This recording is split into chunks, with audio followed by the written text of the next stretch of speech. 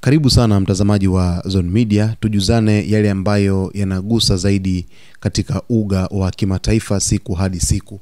Sasa moja kati ya story ambayo ilikuwa ni trending sana wiki hii ilikuwa ni hotuba ya waziri mkuu wa Israel Benjamin Netanyahu, ambapo alikuwa akihutubia kwenye mkutano maadhimisho ya miaka 80 tangu kuanzishwa kwa Umoja wa Mataifa mnamo mwaka 1945, ambapo Netanyahu alionyesha msimamo wake dhidi ya viongozi wa mataifa mbalimbali duniani kuhusiana na vita ambavyo vinaendelea katika ukanda wa Gaza. Na moja kati ya sehemu kubwa ambayo watu wengi walikuwa wanatamani kumsikia Netanyahu ni jinsi ambavyo shinikizo kubwa limepelekwa katika taifa lake, lakini yeye angekuja kuzungumza nini. Of course tumeona vitu vingi vimetokea dhidi ya hotuba hile. Sasa kuna tukio moja limeweza kufanyika kwenye hotuba hile, lakini tukio hilo limefanyika katika ukanda wa Gaza. Tukio la hotuba limefanyika nchini Marekani, lakini kuna tukio moja limefanyika na jeshi la Israel. Yaani jeshi la Israel wamefanya tukio hilo dhidi ya raia wa Gaza pamoja na mateka ambao wamechukuliwa na Hamas. Tukio lenyewe ni kwamba wakati wa hotuba ya waziri mkuu Benjamin Netanyahu ikiendelea live moja kwa moja kutokea New York, Marekani, jeshi la Israel liliweza kutega maspika mipakani na baadhi ya maeneo katika ukanda wa Gaza, wakilenga kwamba kipindi ambacho Netanyahu anaongea akiwa Marekani, basi ujumbe huo uweze kuwafikia raia wa Palestina, lakini Hamas, lakini vile vile na mateka ambao wamechukuliwa na Hamas. Waliamini kwamba kwa kutega maspika hayo moja kwa moja ujumbe huo utakwenda kuwafikia walengwa ambao walitakiwa waweze kupata ujumbe huo. Sasa mtazamaji, hapa nimekuandalia ripoti ambayo inazungumzia tukio hilo ambalo Israel iliweza kulifanya kupitia jeshi lake IDF.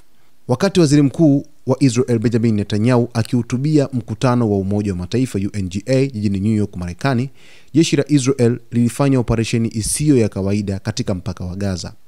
Mamia ya maspika makubwa ya sauti yalipelekwa mpakani na kuelekezwa moja kwa moja kuelekea ukanda wa Gaza, lengo kuu likiwa ni kuhakikisha wananchi wa Palestina wanasikia hotuba hiyo kwa lazima. Picha kutoka baadhi ya maeneo zinaonyesha malori ya kijeshi na ya kiraia yakiwa yamebeba safu za maspika, mitambo ya nguvu ya sauti pamoja na nyaya nene za kuendesha mfumo huo. Jeshi la Israel lilihakikisha kuwa hotuba ya Netanyahu inafika hadi ndani ya Gaza, hata kwa wale wasio na televisheni au redio moja kwa moja. Hatua hiyo imeelezwa na wachambuzi kama aina ya vita vya kisaikolojia, psychological warfare, mbinu inayolenga kuvunja morali ya wananchi wa Palestina na kuonyesha udhibiti wa Israel si tu kwa silaha bali pia kupitia sauti na propaganda. Kwa kufanya hivyo, waziri mkuu wa Israel Benjamin Netanyahu alionekana kutaka kufikisha ujumbe wa moja kwa moja kwa raia wa Gaza kwamba sauti yake na sera zake haziwezi kupuuzwa, hata kama jumuiya ya kimataifa ilikuwa ikimkataa waziwazi. Wakati Gaza wakilazimishwa kumsikiliza, hali ilikuwa tofauti kabisa ndani ya Umoja wa Mataifa. Nchi kadhaa zilionyesha upinzani kwa hotuba ya Netanyahu kwa kutoka ukumbini, wakipinga kauli zake kuhusu Palestina na Gaza.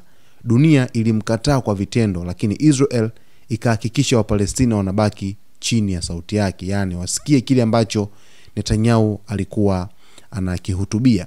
Lakini kwa Wapalestina, tukio hili limechukuliwa kama aina nyingine ya mateso ya kisaikolojia, sawa na mbinu zinazotumika katika magereza au vita, ambapo sauti kubwa na ujumbe wa kulazimisha hutumika kama silaha ya kuumiza ya kisaikolojia. Raia hawakuwa na chaguo zaidi ya kusikia hotuba ambayo kimsingi ilikuwa ni propaganda ya kivita.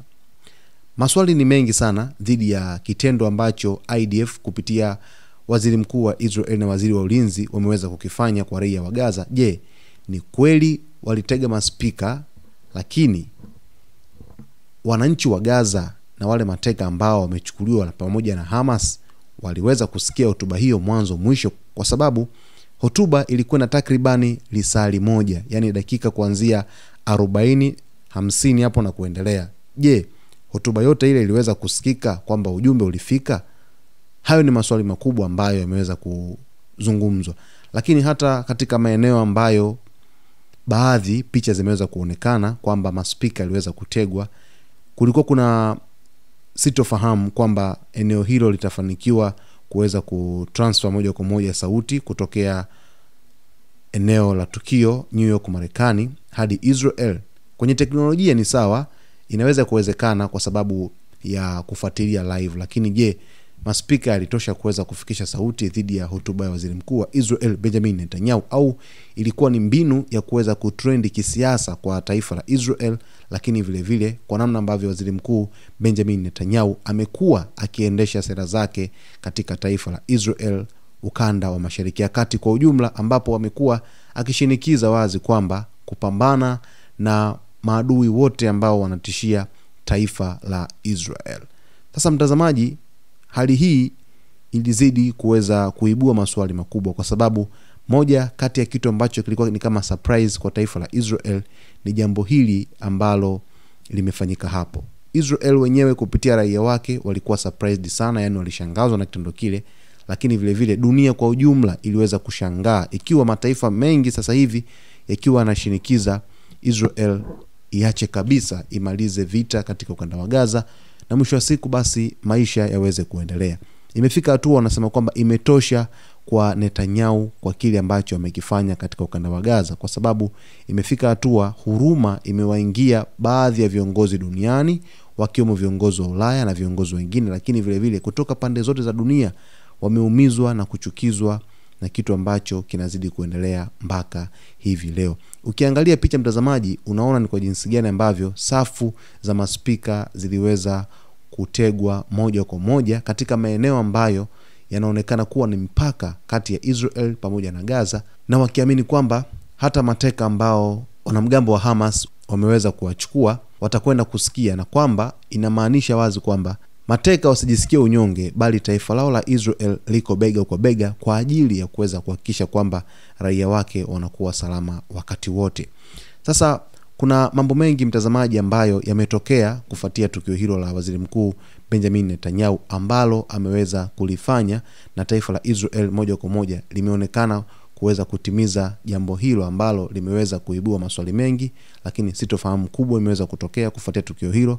Lakini licha tu ya hivyo, bado kuna namna ambavyo imeonekana wazi kwamba taifa la Israel limedhamiria dhidi ya mipango yake yote ambayo imepangwa katika ukanda wa Gaza. Na Netanyahu kwenye hotuba yake hiyo amesisitiza kweli kwamba yeye atakwenda kusimamia kile ambacho anakiamini, na amezungumza kwamba ikiwa wanataka mambo yote yaweze kufanyika kwa usalama kabisa, basi inabidi Hamas iweze kufuata masharti na kuweza kuobey oda zote ambazo Netanyahu anazitaka dhidi ya taifa lake, akishinikiza kwamba waachie mateka wote, lakini vile vile waache umiliki wa Gaza pale, waachie kabisa, authority iweze kuondoka na eneo lirudi chini ya Palestinian Authority ili amani iweze kupatikana katika ukanda wa Gaza.